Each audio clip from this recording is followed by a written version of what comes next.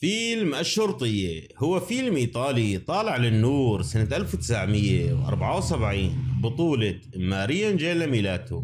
وبصراحة من الأفلام يلي ممكن تخليك تحب الشرطة أكثر من لازم. وقبل ما نبلش لا تنسوا تشتركوا بالقناة وتحطوا لايك للفيديو إذا عجبكم طبعا، وإذا ما عجبكم كمان حطوا لايك من باب المجاملة. ببلش فيلمنا مع جيوفانا يلي كانت داخلة بعلاقة حب مع كلاوديو، بس هذا الأخير أول ما سمع كلمة حامل صار أسرع من الصوت وقال يا فكيك، هرب. يا سلام على الرجولة.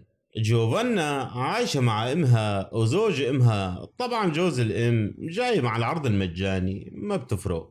بتعمل جوفانا اختبار حمل وبتطلع النتيجة سلبية الحمد لله.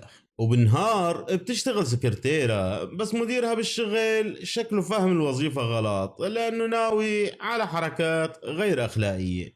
هون جوفانا بتقول خلص شكلي لازم غير حياتي، فبتضب شناتيها وما أكثر هون، وبتركض على القطار لتهاجر من المدينة. بس وهي بمحطة القطار بتشوف إعلان عن التطوع بالشرطة، وبتقول ليش لا، طالما الناس بتخاف من الشرطة أنا بدي صير الشرطة.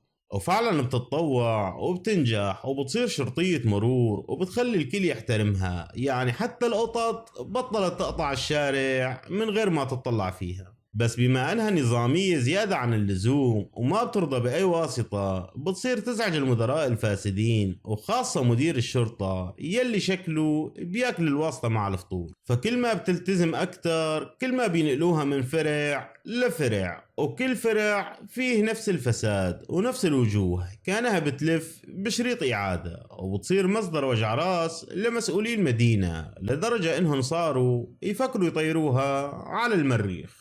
وهون بنعيش معها لحظات درامية رهيبة، بس ما راح نحرقها عليكم مشان تحسوا بمتعة الفيلم وكرمال عيون المخرج. المهم ببلشوا بينصبوا لها فخاخ كأنهم بلعبة فيديو، وما حدا بيوقف معها إلا القاضي روجيرو يلي شكله مش بس نزيه كمان معجب فيها. بالنهاية بعد ما توصل لحد اليأس بتكتب استقالتها، بس القاضي بيمنعها وبيقول انسي الاستقالة، خذي الأوراق وروحي معي على روما.